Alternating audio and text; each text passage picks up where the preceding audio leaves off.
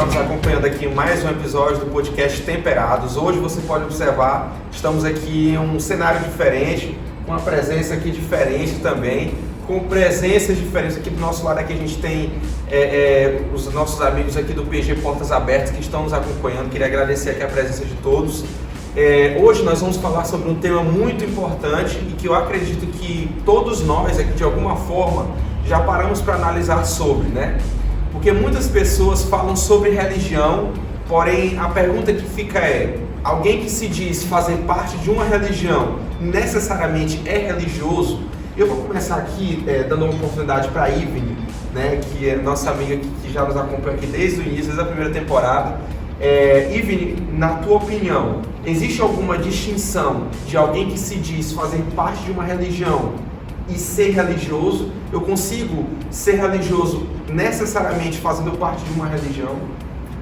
Sim, e às vezes tem alguns pontos aí que a gente pode se questionar. Inclusive, a minha frase para começar esse tema é: a religião em um contexto que ela é muitas vezes vista como opressora, ela pode ser muito libertadora se ela for viva e eficaz, viva e verdadeira. Então é isso. Inclusive, eu não tenho tantas certezas. Inclusive, eu quero conversar com vocês pra gente discutir aí e descobrir mais sobre isso. Muito bem, uma frase, Ivan. Uma frase que define... Eu nunca sei falar só uma frase, né? Não, mas foi muito boa a frase dela, inclusive. Cara, assim, como o nosso tema é religião versus religiosidade, uma coisa que vem muito à mente, né, pelo menos pra mim, acho que talvez pra alguns dos nossos amigos, e que eu acho que vai mudar meu pensamento, né, eu sempre gosto de falar isso no podcast, é que religião, pra mim, antes de estudar o tema, eu via muito como um conjunto de crenças, né, como algo muito abstrato, e via mais religiosidade como algo mais prático, né, como as ações que decorrem dessa religião. Então, no momento ainda estou assim, mas assim como a Ivne, né, estou aqui para aprender e acredito que até o final essa visão vai mudar. Nádia? A minha frase seria: religião boa é aquela que te liga somente a Deus. Curta e eficaz. Pastor Jorge? Religião, uma das nuances da religião da terminologia religare, que vem do latim, né, que significa religar o homem a Deus. E eu vou ficar por aqui porque era só uma frase, depois a gente vai estar... Então, depois desse início, né, aqui a gente já falou frases. Fique aí onde você está agora, porque agora a gente está começando o episódio do podcast Temperados. Religião versus religiosidade. Podcast Temperados. Muito bem, então agora a gente começa de fato a nossa discussão. E tem uma passagem bíblica que eu queria ler aqui com vocês, antes da gente iniciar a nossa discussão de fato, que ela está lá em Tiago, capítulo 1, versículo 27, né? E essa passagem, capítulo 1, versículo 27, ela diz o seguinte: a religião pura e imaculada diante do nosso Deus e nosso Pai é esta: visitar os órfãos e as viúvas nas suas aflições e guardar-se isento da corrupção do mundo. Aqui a gente vê dois pontos importantes. Primeiro, que a religião verdadeira ela não se corrompe, e a religião verdadeira ela cuida do próximo. Eu vou começar aqui com o pastor Jorge, né, que já está aqui do meu lado. Pastor, o que seria essa não corrupção da religião? Que a Bíblia que fala, a religião pura é aquela religião que não se corrompe. O que seria essa religião que não se corrompe? Muito bem. Já comecei assim. Já começa Pegou pesado o pastor. Cuidado. Mas olha, então você pode responder de várias formas isso aí, né? Agora, basicamente eu diria que às vezes existe uma linha tênue entre você ver a religião como algo positivo e ver a religião como algo, ou a outra linha é você aquela religião acabar pendendo para algo que seja danoso, destrutivo de fato. Então, por exemplo, quando é que pode haver uma corrupção da manifestação daquela tipo de religiosidade, daquela religião? Por exemplo, um exemplo aqui é quando se torna mercantilismo, entendeu? É um exemplo. Então, existe hoje em dia, infelizmente, uma certa tendência em vários movimentos e segmentos religiosos que se torna, que se apresenta como um viés apenas mercantilista, de lucratividade. A religião ela pode ser corrompida também quando ela é utilizada com fins egocêntricos ou egoístas de quem realmente está dirigindo, seja o dirigente ali, né, e etc. Tal, sabe? Então, é uma possível resposta aí. Inclusive, Vou deixar que as demais os outros. Vocês têm alguma coisa a acrescentar? Eu queria. Quando o Ícaro leu essa passagem, né, eu lembrei que antes a gente estava fazendo a meditação e Cristo ele resumiu, né, os 10 mandamentos lá, certa vez, falando que a gente tinha que amar a Deus, né, acima de todas as coisas, amar o nosso próximo como a nós mesmos. E eu vejo isso sendo repetido em Tiago 27, né, a gente cuidar das viúvas e dos pobres. Para mim parece ser esse amor ao próximo. E se manter longe do mundo, né, evitar a corrupção do mundo, seria a gente se aproximar mais de Deus. Então a minha visão é essa, né, vendo assim esse resumo também dos mandamentos. Os dois lados, muito bom, muito importante. Você sabe que, antes que a Ivy fala aqui, é o seguinte, é que, ora, se a ideia da religião, porque a religião vem de religare, quer dizer, quando o homem é religado a Deus, certo?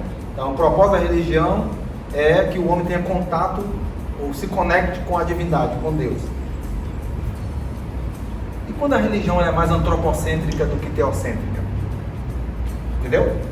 Quando aquele sistema religioso ele é mais antropocêntrico do que teocêntrico. Ou seja, e quando, na verdade, as pessoas que fazem parte de determinada religiosidade, segmento de religião ali, eles mais, pelo menos assim, o Deus que eles servem mais se parece com eles mesmos do que de fato com o que de fato a Bíblia apresenta como é que é esse Deus de verdade, entendeu? Deu para entender aí? Deu para entender. Eu acho que aí perde muito, deixa de ser religião. Eu acho que quando o próprio significado da palavra que você mesmo disse, né, que é você se religar com Deus, quando a religião perde o foco de Deus e foca apenas no homem, não é mais religião, porque a própria Bíblia fala que a religião pura tem os dois pontos, é o cuidado com o próximo e o ligar-se com Deus. Só que eu entro aqui no ponto, pastor.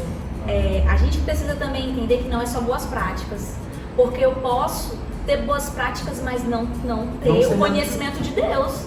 Às vezes a gente confunde, não sei se vocês já viram, galera, mas eu faço isso. Tem religioso que nem faz, tem gente crente que nem faz isso.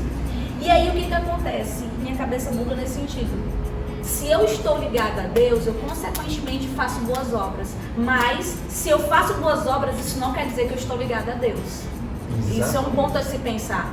Porque religião é estar ligada a Deus. Por isso que no início eu falei assim, a boa religião é aquela que te liga a Deus. E nem todas as religiões elas são boas, porque, como o pastor falou, outras são centradas no mercantilismo. Eles se aproveitam da fé dos fiéis.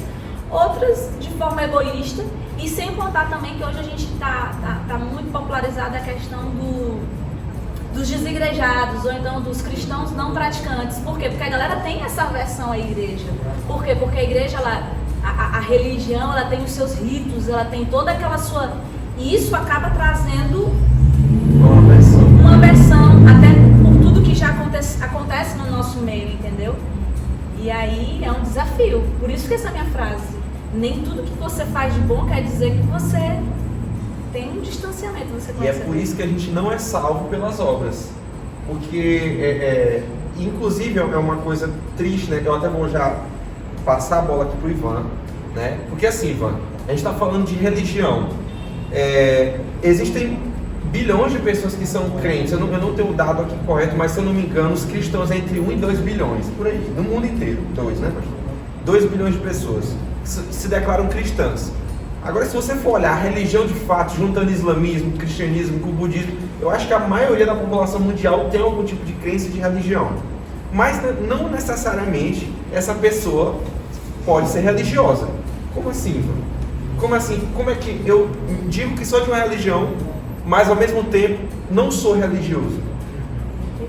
Achei bem interessante o que a Nádia comentou, né? Acho que até encaixa com isso que foi falado. Essa questão de que nem todo mundo que faz boas obras está necessariamente ligado a Deus, né? Então eu enxergo muito essa parte religiosa como isso, né? É algo que vai além das paredes da igreja, que geralmente é o que a gente associa à religião. E aí é outro tema para outro podcast, né? A diferença entre igreja e religião, mas... e a gente está até comentando também sobre uma música, né? Excelente Adoração, que fala sobre isso. Sobre como a nossa adoração, ela também é importante, ela também é relevante quando a gente sai da igreja, né? Quando a gente vai para fora. E eu vejo que essa verdadeira religião, né? Eu acho que é essa a pergunta final, é esse relacionamento íntimo com Deus e que é muito pessoal, né? Claro, a religião passa também pelo eu externar para as outras pessoas, ajudar as pessoas, ajudar quem necessita, mas também está relacionado com esse relacionamento, né? É redundante, mas com esse relacionamento mais íntimo com Deus, que é muito pessoal e que ninguém vai saber, só eu e Ele. Então eu posso estar passando para todo mundo uma excelente imagem, mas lá no fundo eu sou um religioso que não sou tão religioso assim. Muito bem. Tem alguém a falar? Aí, É porque eu ia fazer já uma pergunta para a Ivine aqui. Então eu vou voltar uma pergunta. Na verdade, assim, quando eu penso em religiosidade, religiosidade, eu tô pensando, né? Religião é aquilo que... Você pode aumentar o volume do tá. microfone? Então, quando eu penso em religião, que é religar, né?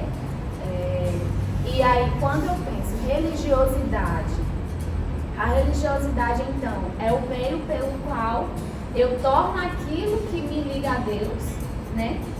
E aí eu penso assim, se o único meio que nos liga a Deus é Jesus. Então, Cristo é a verdadeira religião, né? E quando eu faço disso, as minhas obras, quando eu coloco as minhas obras, né, no foco disso, e eu coloco isso como prioridade, como se aquilo que eu fizesse me ligasse a Deus, eu acho que aí eu estou entrando num conceito de religiosidade.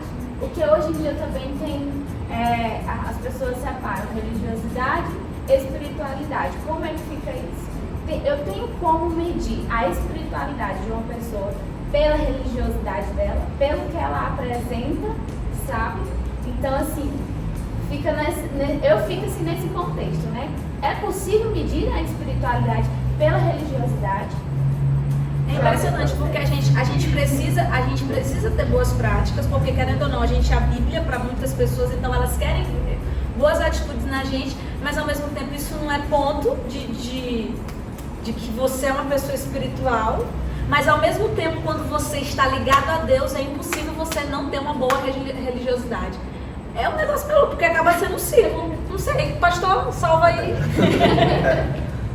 Eu diria que você não tem como medir a espiritualidade dos outros, embora a Bíblia deixe claro que pelos seus frutos os conhecereis, certo? Mas, por outro lado, você não tem como medir a espiritualidade dos outros, porque isso é o papel de quem? De Deus, que conhece os corações. O próprio Deus diz em Jeremias 17:9, diz que o coração do homem é enganoso, né? Isso vale para todos nós, entendeu? Então, o coração do homem é enganoso. Então, assim, e no final das contas, é Deus quem conhece de fato o nosso coração. Então, você vê, por exemplo, um exemplo na Bíblia, havia no judaísmo aquelas pessoas, quem era mais religioso nos dias de Cristo dentro do contexto do judaísmo? Os fariseus, por exemplo. Havia outras seitas naquela época dentro do judaísmo, mas os fariseus, como é que Jesus via a maioria dos fariseus? Provavelmente não todos, porque alguns fariseus até abriram o coração para Cristo, permitiram ser transformados por ele, como exemplo de Nicodemos, que era um fariseu, né? Mas a maioria dos fariseus, boa parte dos fariseus, como é que Jesus chamou eles? Que eram pessoas extremamente religiosas, certo? Eles tinham muitos rituais, praticavam muitos rituais inerentes à religião deles. Porém, como é que Jesus... Olha uma passagem aqui de Mateus 23:25, olha o que Jesus falou sobre eles, ó. Ai de vós, escribas e fariseus hipócritas, porque limpais o exterior do copo e do prato, mas estes por dentro estão cheios de rapina e intemperança. Em outra passagem, Jesus chamou eles de sepulcros caiados. Então, eu posso ser alguém, como a Nádia falou aqui, eu posso fazer obras de caridade, eu posso ser alguém generoso e etc. E por dentro, ou eu posso me travestir de uma capa de religiosidade e ser o que por dentro? Eu posso ser um monstro, entende? Então é por isso que só Deus conhece o coração. Por outro lado, tem gente que você não dá nada por aquela pessoa e ela tem aquela espiritualidade dela, aquela ligação dela com Deus. Então, quem é que deve julgar o ser humano no interior do coração? É só Deus, né? Agora, existem pessoas que vivem. Agora, quando é que a religiosidade de uma pessoa ela é negativa, por assim dizer? É quando ela não passa de uma casca. Então, quando você vai para Cristo, Jesus, como é que ele confrontou a religiosidade farisaica? Que era uma religião, quem mais parecia obedecer todas as leis ali? Os fariseus. Mas por que Jesus, ele mostrou, ele desmascarou aquelas pessoas ali? Porque Jesus confrontou eles com aquilo que era essencial. E Jesus conhecia o coração deles. Você vai para o Sermão da Montanha, para fechar a fala aqui, você vai para o Sermão da Montanha, por exemplo, você vê Jesus lá dizer assim, olha, feliz, bem-aventurado, ou seja, felizes são aqueles que são pobres de espírito.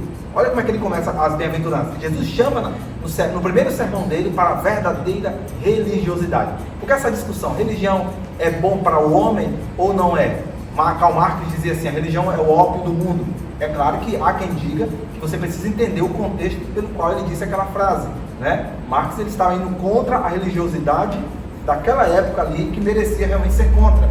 Por outro lado, há quem diga também que ele até admirava uma boa religiosidade, quando ele chegou a dizer uma frase, que a religião seria uma boa religião, uma boa religiosidade seria um coração no mundo sem coração, certo? Mas, isso é o que dizem. Saindo aqui,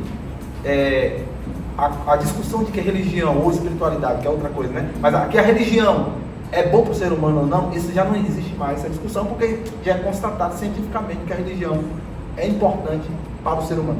E a antropologia mostra que todo ser humano ele é religioso. Não existe, nunca se descobriu uma sociedade, nunca, na história, que não tivesse elementos de religiosidade e que tivesse religião. Agora, você encontra grupos, indivíduos ou grupos que não tem nada a ver com religião, mas sociedade não.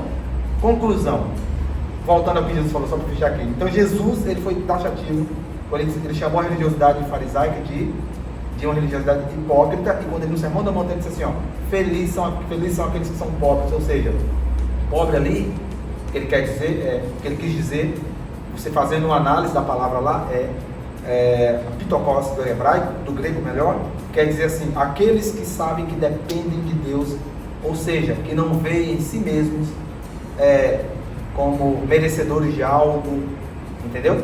Como se com isso pudesse barganhar de Deus alguma coisa, e a gente vai entrar nisso aqui mais à frente. Mas você falou, porque no finalzinho da sua fala me surgiu aqui outro questionamento, né? O senhor falou que é muito importante a religião, e a religiosidade todos nós somos, né? Nesse contexto, o rito, ele é importante, ele é necessário, ele é para uma cultura. Como fica? Como vocês veem? Pergunta? Então eu vou começar respondendo? Bora, pastor. Então só para responder, porque ela fez a pergunta olhando para mim, né? Ok, eu diria o seguinte, o rito ele é a síntese ou a condensação de um conceito, né? O rito. E ele é extremamente importante. E não existe só rito no contexto de religiosidade. Você vai para qualquer... Você vai diante de um juiz, existem rituais ali, numa cerimônia ali, você vai em outros ambientes, você vai ter um ritual. Então o rito é importante, faz parte da natureza humana, da história humana, e na religiosidade não é diferente, né? Então, agora, quando é que o rito ele não é positivo? Aí eu lanço outra pergunta. Estou perguntando. Quando ele não se torna só, porque às vezes, pastor, a galera vai para a igreja e é aquele tradicionalismo. Eles se ligam tanto naqueles rituais que eles esquecem de fato de viver o que a palavra está falando. Por exemplo, tem igrejas que você vai e tem toda uma metodologia, desde a hora de você entrar, de você levantar, de você sentar e de você... A pessoa fica tão ali, naquilo ali, que às vezes ela nem foca de fato na palavra de Deus. E aí, às vezes, as pessoas elas podem achar que quando elas estão fazendo certinho os rituais, elas estão bem com Deus. E isso pode confundir tua cabeça. Eu digo porque eu mesmo como cristã, de berço, eu fazia todos os rituais que a igreja dizia que era para fazer. E eu perguntava para Deus, cadê minha bênção? Porque eu estou fazendo tudo certinho. E eu não me preocupava em me relacionar com esse Deus. quando eu comecei a me preocupar e me relacionar com ele, os rituais, eles acabaram se tornando leves e eu nem, sabe? Porque o foco é estar se relacionando com Deus. Então, o rito se torna negativo quando você acha que ele é a única forma de você seguir ali para ter uma boa religião, uma boa religiosidade. E vai além. Eu penso que seja isso. Além disso, eu acho que quando o rito ele se torna algo que fere pessoas, eu acho que é algo perigoso, porque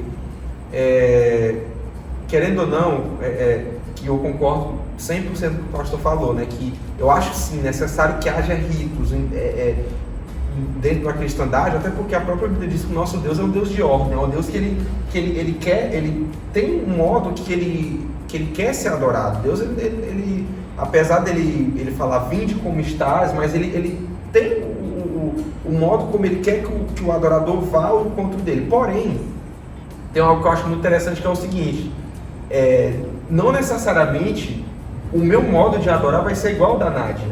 E o que acontece? Muitas vezes um rito, por ter um padrão de ser seguido, eu acho que ele se torna negativo a partir do momento que as pessoas que fazem parte desse rito não respeitem quem não segue esse rito. Então eu acho que é assim, que o rito ele é importante. Só que entra em contradição, Ito. Por quê? Porque se a gente acha que o rito ele é necessário para a organização das coisas, por exemplo, se eu for para um júri. Não, mas eu tô falando da parte religiosa. Porque se eu for e eu for contraditório aquele padrão, Deixa eu dizer uma coisa. eu vou sair, né? Eu vou ser, a galera vai me julgar de outra maneira. Sim. Só que eu entendi o que tu falou. Sim. Agora, tem um cara chamado Beckham, ele diz assim, no livro dele, ele diz assim: tradição é a fé morta dos que ainda vivem, tradicionalismo é a fé viva dos que já morreram. Deu pra entender aí? É bem filosófico, Sim. né? É bem filosófico. Mas ó, deixa eu dizer uma coisa pra você. O rito, o rito ele é bom, sim. Agora, ele tem o seu aspecto excelente, sim. O que a gente pode citar? Exemplo de rituais bons aqui, que Jesus deixou. O batismo, cerimônia do batismo, é um ritual. A Santa Ceia, né? Que é uma cerimônia, as pessoas lavar os pés. Qual é o significado que traz ali do lavar os pés? Que você é igual ao outro. Que ninguém é maior do que ninguém. Que o marido não pode olhar para a mulher e dizer assim, ó, eu sou melhor do que ela, eu sou maior do que ela. E que a mulher também não pode olhar para o homem e dizer a mesma coisa, parece que todos são o quê? E que numa comunidade, né, de cristãos, religiosos por assim dizer, todos são iguais diante da cruz de Cristo. Então, esse rito é bonito ou não é?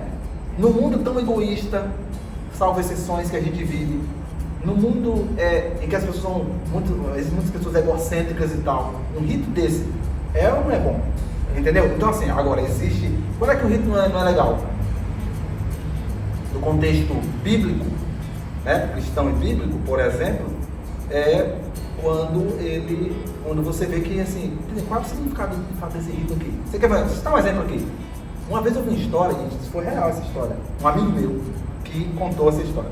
Uma vez ele foi numa igreja bem antiga e tal, e ele observou que as pessoas quando entravam pela porta, uma porta bem grande mesmo, aí disse que elas se agachavam no exato momento ali, ou melhor, no exato lugar, elas se agachavam, depois se levantavam e iam sentar. Todas as pessoas. Ele ficou observando, afinal, o que tem aqui? Não tinha nada. Daí ele perguntou à pessoa mais idosa ali da igreja, ele perguntou à pessoa e disse, sabe o que é? É que no passado aqui tinha um candelabro, e todo mundo que entrava aqui, o candelabro, se as pessoas elas não se curvassem, elas batiam a cabeça aí. Então todo mundo acostumado com isso, tirou-se o candelabro, mas elas continuaram fazendo isso, entendeu? Então qual é o sentido disso aqui?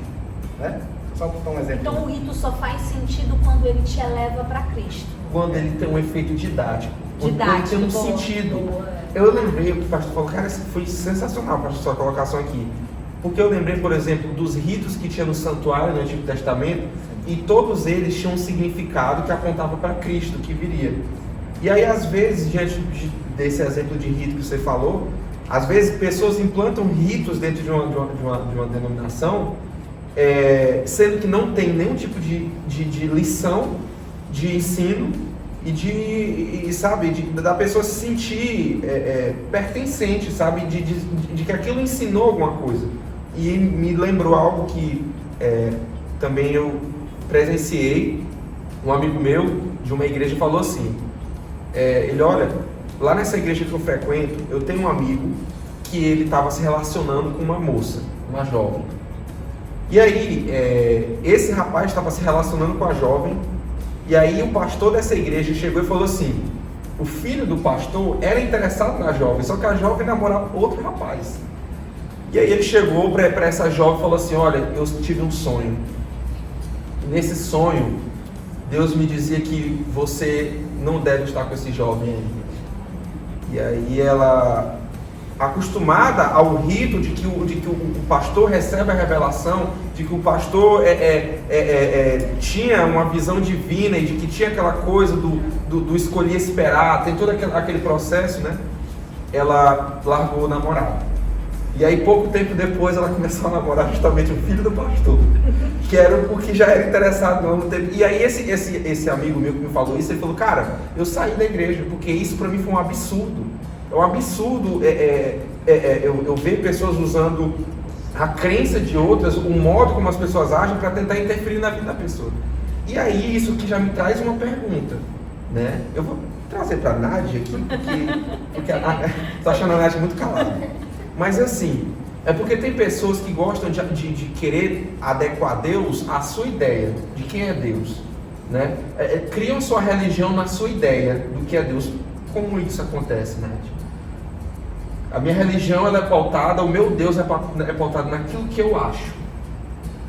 Até onde isso pode ser perigoso no nosso âmbito religioso? Rapaz, é complicado porque todos nós vamos ter uma visão de Deus porque nós temos criações completamente diferentes. Se eu for para alguém que teve uma família budista, se eu for para alguém que é de uma outra origem cristã, ele vai ter essa visão de Deus. E até que ponto eu posso dizer que é errado? Porque foi como ela se relacionou, foi a maneira como ela viu a Deus. E quem sou eu para dizer para ela que a religião, a religiosidade dela é errada? Porque assim como o pastor falou no início, eu não posso julgar porque esse papel é de Deus. Então a gente precisa tomar muito cuidado nesse nosso viver em comunidade, compartilhar a religião, nos nossos atos de religiosidade com o outro, porque a gente pode julgar sem conhecer a história. E mesmo nós tendo a mesma caminhada cristã, vamos supor, todos nós aqui somos adventistas, ainda assim nós temos visão de Deus completamente diferente. A gente conversa, eu tenho uma percepção, o Ivini tem outra, você tem outra. Mas ela está errada? O fato de ser diferente está errado? Uma boa pergunta, não é verdade? Posso falar aqui? Eu queria mesmo. Ah, bom. Quero essa resposta. Veja, olha só. Uma grande diferença entre o cristianismo e muitas religiões por aí, uma grande diferença é que boa parte das religiões, lá fora do cristianismo, porque quando você fala em religião, o cristianismo é uma religião no qual existem várias denominações e segmentos dentro dele, certo? Qual é o livro sagrado para o cristianismo? A Bíblia, as Escrituras, Antigo e Novo Testamento, o judaísmo, só a Torá que é o Antigo Testamento, o islamismo, o Alcorão, né? Então, são as 3 grandes religiões do mundo que tem um livro sagrado. Então, para citar assim, rapidamente, monoteístas, né? Mas olha só. Então, qual a grande diferença, assim, por exemplo, do cristianismo para muitas religiões aí? Se você observar, em suma, a maioria esmagadora das religiões do mundo, qual é a dinâmica do ser humano, o relacionamento do homem com Deus? O homem tem que correr em busca de Deus, certo? Ou do Deus que ele acredita, ou às vezes é de deuses, etc. Então é ele que tem que se superar, ele tem que atingir níveis e níveis e níveis até ele conseguir chegar lá.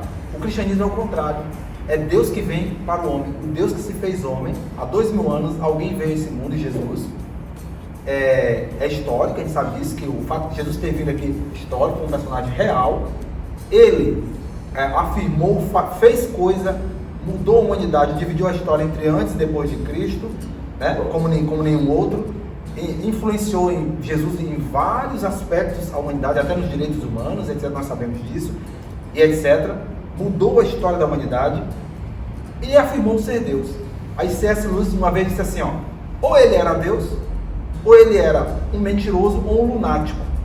Bom, falar o que ele falou com a lógica fulminante e fazer o que ele fez, e a vida que ele viveu totalmente condizente com aquilo que ele falou, ele não poderia ser mentiroso e nem lunático. Se ele fosse um lunático, você não pode responsabilizar um lunático de ser mentiroso. Então, como ele não era mentiroso nem lunático, ele só poderia ser Deus. Agora, se você observar também, nenhum outro de outra religião, outro ícone de outra religião, afirmou ser Deus, a não ser o próprio Jesus. Há um cara chamado H.G. Wells, ele era um historiador ateu, mas ele chegou a dizer o seguinte: eu devo admitir que esse homem, Jesus Cristo, foi mais do que um homem, apesar de ser um ateu, sabe? Então, onde eu quero chegar com isso? O próprio Napoleão Bonaparte também chegou a dizer isso, né? Que Jesus Cristo foi mais que um homem. Ele perguntou para aquele cardeal que estava do lado dele: quem foi Jesus para você? O cardeal não disse nada, ele disse: eu vou dizer quem foi. Aí ele falou um monte de coisa, é lindo o que ele disse, não é lindo? Lindíssimo. Só que uma das partes que ele diz lá, ele fala assim: ó, Alexandre, Carlos Magno e eu fundamos grandes impérios, mas em que consiste essas proezas de nossa genialidade? Na força bruta. Jesus Cristo fundou seu reino sobre amor e até hoje milhões têm morrido por ele. E depois ele vai falar tanta coisa linda lá, e a única coisa que ele pede, continua pedindo, é aquilo que um filósofo busca no ombro de um amigo, que um pai busca no colo de um filho, que um filho busca nos braços de uma mãe. Jesus Cristo pede o coração. E aqueles que foram capazes de dar a sua vida por ele, o fizeram de verdade. Bom, ou seja, Jesus um dia disse assim, ó: ego eimi, rei zoe, rei rodós, rei aletheia. É em grego, porque o Novo Testamento foi escrito em grego, né? Então, o que ele disse? Eu sou o caminho, a verdade e a vida. Uma pessoa que tem uma religião que ela não segue a Cristo, ela não acredita em Cristo, Jesus ama ela do mesmo jeito? Sim. A adoração que ela faz, ela adora para um outro ser que não é o próprio Jesus, apesar de Jesus ter dito que ele era o único, ele não era mais uma alternativa, mas ele era o único caminho que leva ao Pai, apesar de Jesus ter dito isso, e de fato ele disse isso, isso não significa que uma pessoa que crê em outro Deus, porque a sua religião, que ele aprendeu, ele crê em outro Deus, ele segue outro Deus, pela sinceridade do coração dele, eu creio verdadeiramente que Deus poderá salvar essa pessoa. Você está vendo? Amém. E isso é confortador. Por outro lado, tem gente que pode crer em Cristo, até conhecer a Bíblia, do Gênesis, Apocalipse, ler e tal, e um dia perder a vida eterna. Por quê? Porque não amou de verdade a Cristo. E para concluir, uma vez alguém disse assim, ó: é possível alguém, um cristão que tem a Bíblia, ele ser um pagão, no sentido de que o relacionamento dele com Deus, porque a adoração não é só eu me ajoelhar aqui e falar ou cantar um hino. A adoração é um contexto de uma vida. Como é que eu sou de verdade? Eu amo de verdade a Deus? Eu amo o semelhante? O que eu faço para transformar o mundo ao meu redor, por exemplo? Entendeu? Então o que acontece? Se a minha religiosidade não me leva para isso, que Deus eu creio de verdade? Se Ele me pede para fazer isso. Então eu vivi uma contradição. Então tem gente que serve a Deus como se estivesse servindo a um Deus pagão, como no passado, os deuses pagãos que ficava tão irado e as pessoas tinham que fazer sacrifício até humanos, como se fazia em algumas civilizações, para aplacar a ira daquele Deus. Entendeu? Ou seja, o indivíduo ele adora a Deus, ele serve a Deus, mas como se estivesse servindo a um outro tipo de Deus que não é o Deus bíblico, não é o Jesus Cristo. Por outro lado, tem gente que serve outros deuses que não é Jesus, mas é como se estivesse seguindo a quem? A Jesus, pela luz que ele recebeu, pelo conhecimento que ele tem e na sinceridade do coração dele. Eu acho que deu para entender o que eu quis dizer, né? Eu lembrei aqui que essa semana eu estava discutindo com uma amiga minha, né? Eu não vou dizer que é a Nádia para descobrir a gente. Mas tudo que o pastor falou aí, eu consigo pensar que eu não tenho como pegar Deus e colocar ele dentro da minha caixinha de conhecimento só. E colocar ele ali. Mas eu fiquei pensando, porque a pergunta que eu tinha à mente, eu acho que o pastor até introduziu aí uma resposta, é que a pergunta que eu tenho é a seguinte: os frutos do Espírito, né? Quando a gente nasce, que a gente é filho de Deus, é possível a gente ter esses frutos do Espírito não estando ligado a uma religião, instituição, né?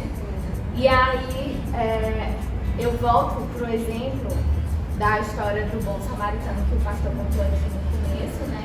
Só pra gente, em reflexão. E aí eu fiquei pensando, o bom samaritano ele não estava na religião, ele não estava ligado àquela instituição da época, mas mesmo assim ele apresentou um fruto do Espírito, né? E aí me veio esse questionamento. É possível alguém que não está ligado a uma religião, a uma instituição, ter esses frutos do Espírito? É possível. Pergunta para mim? A pergunta para o senhor. Perfeito. Veja, no caso do bom samaritano, como ele era samaritano, ele tinha a religiosidade de Samaria, né? No caso do bom samaritano. Mas a sua pergunta ela foi muito boa, a sua pergunta. Dizem que melhor do que a resposta são as perguntas. A inteligência está mais na pergunta do que na resposta, entendeu? É por isso que Jesus fazia muita pergunta, né? Como eu não sou tão inteligente, eu dou mais resposta. Então, a questão é a seguinte, veja. O Espírito Santo ele age no coração do ser humano, independente de quem seja, onde estiver. Tem gente que não conhece o que nós conhecemos e pode estar muito mais perto de Deus do que nós. Entendeu? Tem gente. Então, tá aí. Eu não posso generalizar também, né? Mas eu também não posso julgar que aqueles que também têm boas obras têm fruto do Espírito. É complicado, sabe, pastor? Porque a gente vai ver pessoas que têm atitudes equivocadas, escolhas equivocadas, terem bons frutos ali. E a gente vai ver cristãos que não têm bons frutos. E aí, realmente, volta de novo para aquela primeira ideia. Cabe apenas Deus julgar, porque... É verdade. Agora, você sabe que essa questão de ter cristãos que não dão bons frutos, isso é um contrassenso, né? Não deveria existir cristão que não dão bons frutos, mas existe, né? Cristãos. Então, há cristãos e cristãos, né? Deus é quem julga. Agora, evidentemente que existem pessoas que dão total evidência de que ele está meio fora do padrão bíblico, meio fora do padrão do que Jesus queria. Tem ou não tem? Óbvio que tem. Agora, veja, o que acontece? Eu esqueci o que eu ia falar. Lembrei. É o seguinte, ó. A religião, esqueci de novo, não é brincadeira. Quer dizer o seguinte, ó, que existe hoje uma certa rejeição à palavra religião, a rejeição à religiosidade, existe rejeição hoje. Exatamente, é por isso. Por causa da rejeição ao institucionalismo, à instituição, etc. E essa é uma característica pós-moderna da época que nós vivemos. O Bauman já explicava isso quando ele dizia que é a época do líquido, né? Quando as pessoas rejeitaram, é uma época que as pessoas rejeitam facilmente o sólido, as raízes, e facilmente elas querem viver o relativismo, entendeu? Então é muito perigoso, a pergunta que alguém fez aqui, é muito perigoso você tentar relativizar as coisas. Agora, a Nádia tocou num ponto que eu achei interessante lá atrás, quando ela falou assim, ó, a ideia que eu tenho de Deus. Você sabe que como uma religião ela vai se manifestar, seja em rituais, seja na crença, etc., tem que ver com a visão que ela tem de Deus, realmente. E vou dizer uma coisa para vocês aqui, ó, que pouca gente sabe, pouca gente está fora do meio teológico, eu diria, certo? Pouca gente. É a seguinte, a visão da maioria das denominações religiosas, eu estou falando agora dentro do cristianismo, a maioria da visão de Deus que as denominações religiosas têm hoje é uma visão mais filosófica do que bíblica, de um Deus mais filosófico do que bíblico. Entendeu? É aí que está a questão. Porque, por exemplo, a visão de um Deus e outra coisa, até as religiões, você citou, algumas religiões orientais, por exemplo, etc., a visão que eles têm de um Deus que eles chamam, que é o Deus deles, ou o panteão de Deus, é muito filosófica também. Ou seja, em síntese, qual é essa visão? É a ideia de que é um Deus atemporal, um Deus que está fora do tempo e do espaço. Se esse Deus está fora do tempo e do espaço, eu não posso ter contato com ele porque eu sou ser humano. Logo, o que me faz ter contato com a divindade é a minha alma. Só que enquanto eu estou vivo, minha alma está presa no meu corpo. Essa visão platônica, de que a alma está presa no corpo e ela se liberta após a morte. Daí a dicotomia platônica, da ideia do mundo das ideias, do mito da caverna, lembra? Portanto, por que essa ideia é perigosa? E ela é difícil, e está no meio evangélico até. Muitos evangélicos. É que ela leva o seguinte: para eu ter contato com a divindade, eu preciso, então, enquanto eu não morrer, eu preciso, então, chegar, a minha adoração, minha manifestação de adoração, ela tem que ser puramente emocional, sentimental, até eu chegar no êxtase. Porque o êxtase, ou o transe místico, no caso das religiões orientais, me leva a fazer com que o meu consciente adormeça e o inconsciente aflore. É por isso que todas as pessoas que já manifestaram êxtase, seja o êxtase pentecostal, seja o transe místico, o êxtase carismático, ou o transe místico nas religiões orientais, por exemplo, que a pessoa tem religiões orientais que a pessoa com técnica de meditação, ela consegue chegar ao êxtase ou ao transe.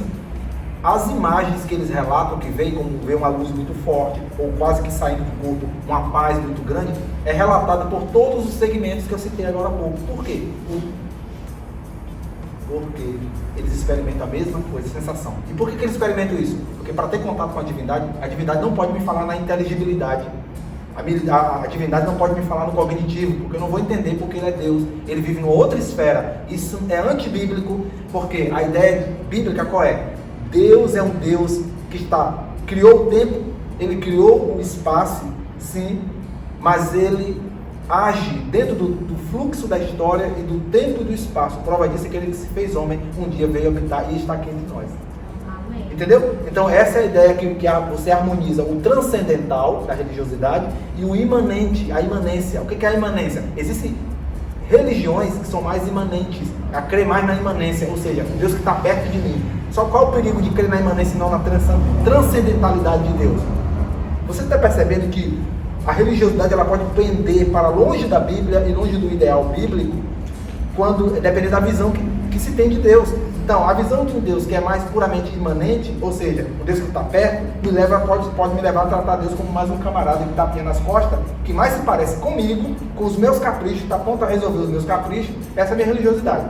Eu deixo Deus lá, não tenho compromisso com Deus, eu não tenho relacionamento com Deus nenhum, tenho compromisso com as verdades bíblicas, mas o que acontece? Quando eu precisar de Deus, é só alisar a lâmpada, que o gênio da lâmpada vai resolver os meus problemas, meus caprichos.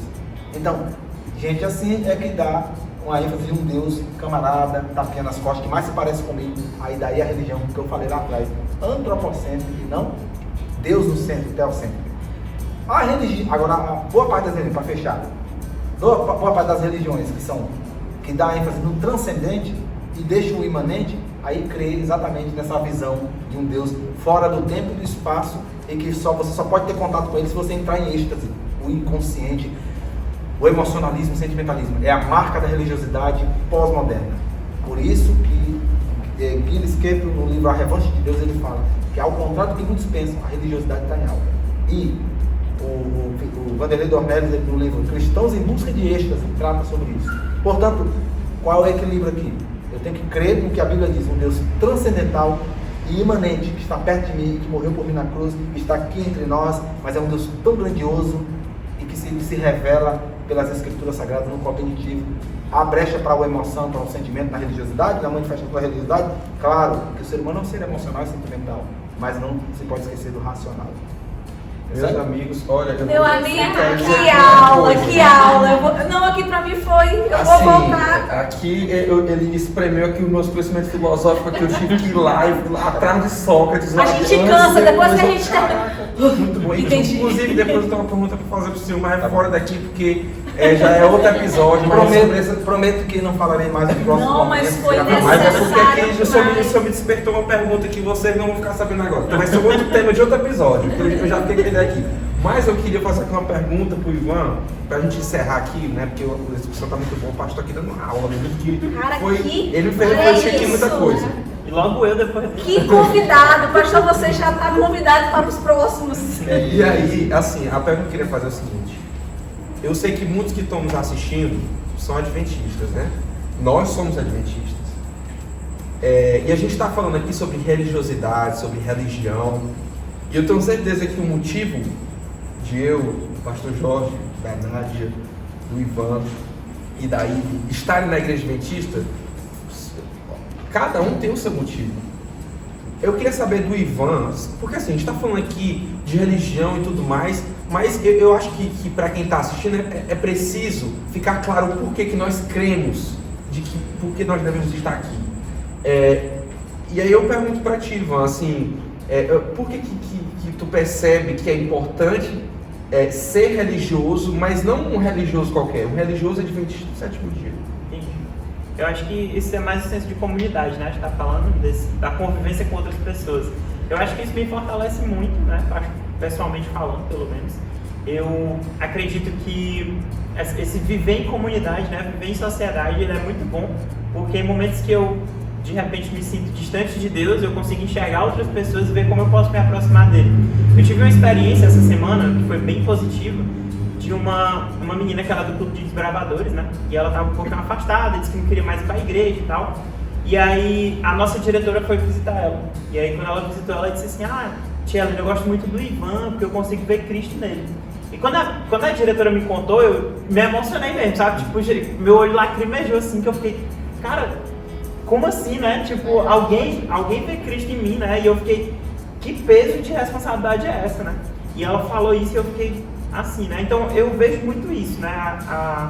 O convívio na igreja é muito para me dar esse fortalecimento de eu perceber que eu posso fazer algo pelo meu semelhante e de alguma forma vai aproximá-lo de Deus, mas que antes de tudo eu vou conseguir me aproximar dele, né? E a gente tem uma crença dentro da igreja adventista, pelo menos, de que quando a gente for para o céu a gente vai receber uma coroa, e isso é bíblico, né, pastor? Como o pastor está reforçando, e que nessa coroa a gente vai ter diversas estrelas das almas que a gente conseguiu levar aos pés de Cristo.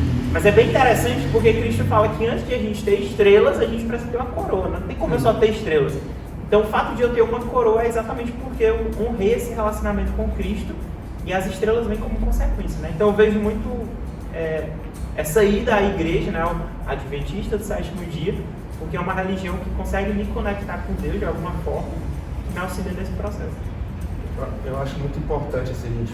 Por que eu fiz essa pergunta? Eu acho muito importante porque, como o próprio pastor Jorge e a Nádia falaram, a gente está vendo uma época e gostei muito que o senhor falou sobre essa referência de que a religião está em alta. Ela está em alta de uma forma que as pessoas estão correndo do institucionalismo, né?